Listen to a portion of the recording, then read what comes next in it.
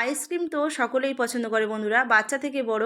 তো তাও যদি হয় এরকম কাঁচা ম্যাঙ্গো আইসক্রিম, দারুণ হয় বন্ধুরা, প্রাণটা পুরো জুড়িয়ে যাবে। এই প্রচণ্ড গরমে যদি এরকম আইসক্রিম থাকে, কোনো কথাই হয় না বন্ধুরা।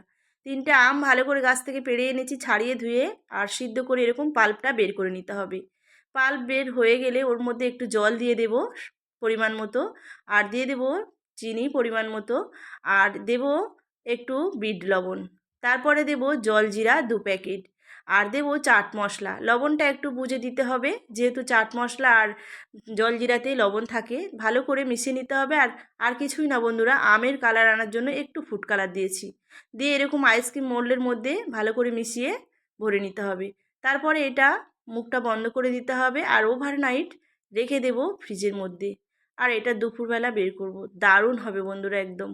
যদি ভিডিওটি ভালো লাগে লাইক শেয়ার কমেন্ট করবেন, সাবস্ক্রাইব করে আমার পাশে থাকবেন। পুরো ভিডিও